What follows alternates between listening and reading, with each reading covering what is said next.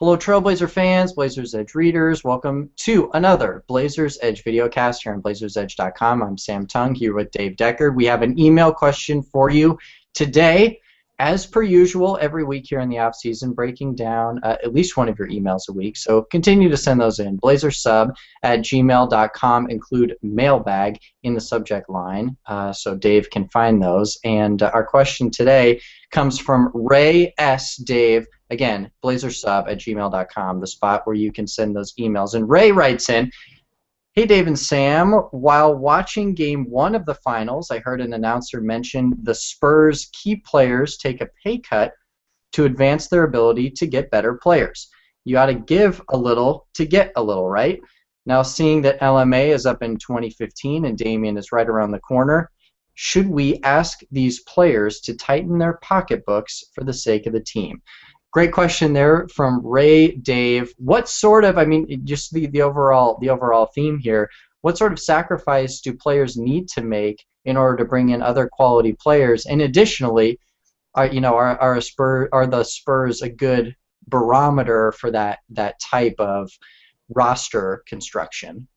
Well, maybe we ought to talk about this for a second, because I don't know about you, but I'm starting to get a complex here with all the why can't you be more like the Spurs questions. It's just like the kid who gets a B+ in math and then his older sister was an A+ student, and be more like Sally. Come on, stop asking Spurs questions. Well, you don't really have to do that, but maybe we'll switch to non-Spurs questions once the finals are over here. And, to answer simply, there's no comparison between the two in a lot of ways, right? And in particular for this question. Look, the Spurs have won how many championships now? 4.5 at this point. And the Blazers have won 0. The Spurs have proven that they can get to the top of the mountain, and that sacrifice will bring trophies and titles and fame. The Blazers have proven none of that. Right? What are you asking them to sacrifice for? Until you show them that that sacrifice will bring tangible results, why should they do that? These guys are professional. We root for the team. We buy the jerseys. We throw our hearts into it. For them, this is a job.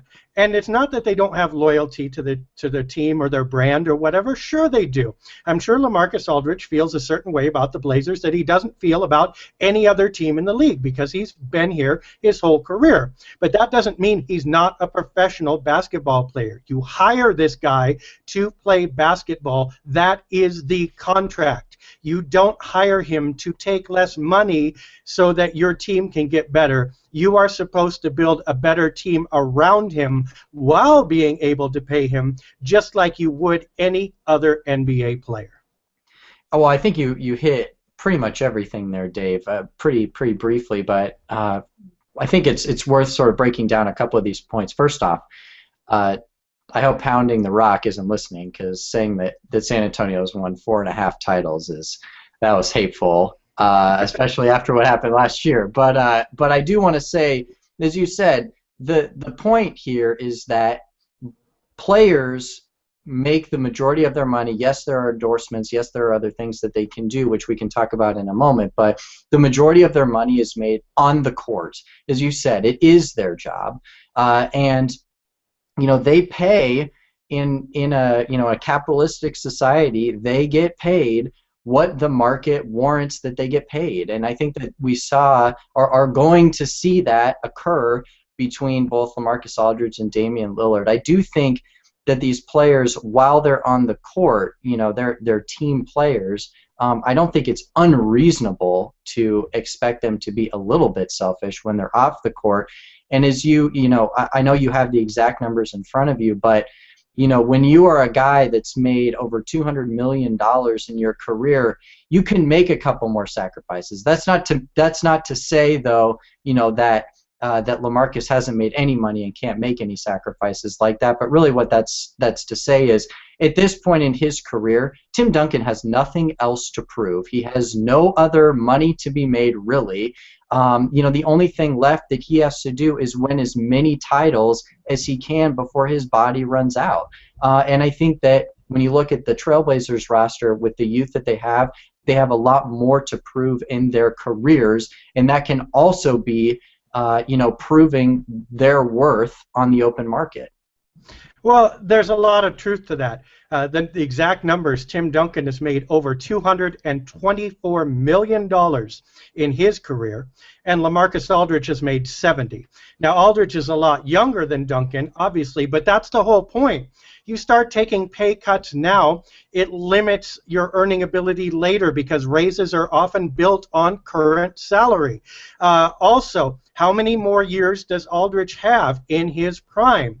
It's maybe 4. So this contract is going to cover his absolute peak performance. Now, he'll probably get another one after this, and it will probably also be substantial.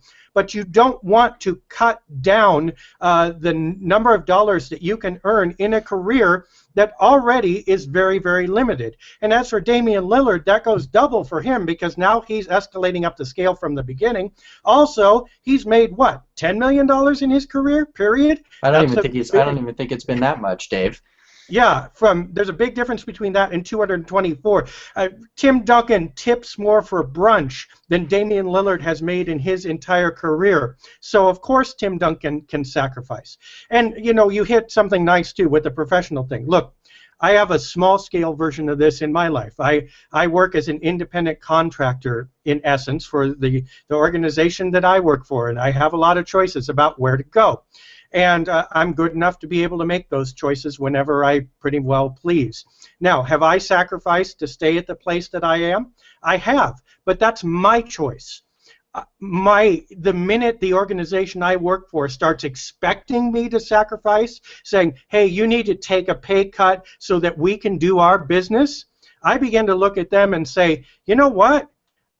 All these other places are doing their business fine, and they're willing to pay me, so what's wrong with you? Now, it's not that I'm wrapped up in material stuff or whatever, but when you get into that world of paychecks and what have you, getting the contract or getting the check is the entry into the court or the field, right? And if you don't make that entry, you cannot expect these guys to play for you. Once they have enter the court or the field, it's done, and you don't have to worry about the money anymore. Don't mix up the two. Get them on the court with the money, and then let them be loyal to you, rather than expecting those two worlds to mix. I'm going to make, I have a point and a question, Dave. The first one is, what we are describing right now, we're projecting LaMarcus Aldridge and Damian Lillard a year or more into the future. What we're talking about right now is exactly what Mo Williams is asking for in his situation. He's saying, look, I have a limited time available. I want to get the maximum money that I can and the maximum years that I can. His situation is a little bit different because he's, at the tail end of his career, but I think we're seeing the same exact thing where he's trying to make as much money as he can during his career because he understands that his longevity in the league is coming to an end. But I do want to ask a question, Dave. We're talking Tim Duncan making over $200 million versus LaMarcus Aldridge making $70 million. How as someone that makes a lot less zeros on their paycheck on a day-to-day basis sort of fathom the idea that these guys want to make, $17 million versus $14 million, we're talking crazy numbers here. These are the types of numbers that, the top, 100th of 1% of the world is ever going to make. How do you, as you're breaking this down, how do you approach something like that? Because these numbers are, at such a large level that I don't even know if the conversation that we're having, it's just difficult to even talk about something that's that large. Well, obviously you have to consider the top skill set among basketball players is the top 100th of 1% in all the world. That's why these guys are getting paid like that. So their skills are commensurate with the salary.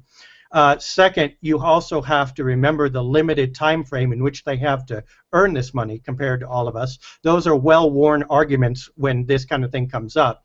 I want to take it away from that a little bit and just think of it in human terms. It doesn't matter how much money is in your paycheck. You are still human. And let's say people came to me and they said, hey, we like you. You're a great blogger. But we also want to add Sam to the mix. So we're going to cut your paycheck to make sure we can bring him on. I'd say to them, hey, you know what? Show me the money. I love Sam too, but you got to have enough somewhere to pay me too because I'm that good, right? And as soon as they tell me they can't pay me what I'm worth because they want you, then I start questioning how much they really value me vis-a-vis you or anyone else. And that's exactly what's happening when you take, this isn't going into the ether here. You're saying to LaMarcus Aldridge, we want to take your paycheck and give it to another guy who does the same thing you do. And Aldridge will probably be thinking, well, you know what? I'm better than this guy. So you need to pay me before you pay him. It's completely different, though, if I volunteer. If I go to SB Nation or whatever and say, hey, look, I know you want to pay me X much, but I know your budget is limited, and I think our site's going to be way stronger if you bring on Sam, so take this much out of my salary and pay it to him. I'm copacetic with that. That's great, but I have to initiate it. You, as the boss, as the organization, can't initiate it with me, otherwise that's disrespect, right? So in this kind of situation, I think you have to wait for the player to make that move. You cannot suggest it as a fan or as the organization. I think that's the first time, Dave, that anyone has ever compared me to Damian Lillard in this situation. So I'm gonna take this moment and bask in it for a second here. Sam Tung going ham on the videocast. Gosh, I certainly wouldn't be able to hit series clinching threes at the buzzer. But in any case, again, thanks to Ray S. for his email today, blazersub@gmail.com, talking big dollars, Dave, something that we will certainly be paying attention to here, not only in 2014, kind of with the Mo Williams situation, as I had mentioned, but obviously as we look ahead to 2015 and see what the Trailblazers do with at least one of their larger contracts that's on the books. And that's going to do it for us here today on the Videocast. For Dave Deckard, I am Sam Tung. Again, thank you everyone for tuning in today. We will see you all in a couple of days here on the Blazers Edge Videocast and on blazersedge.com.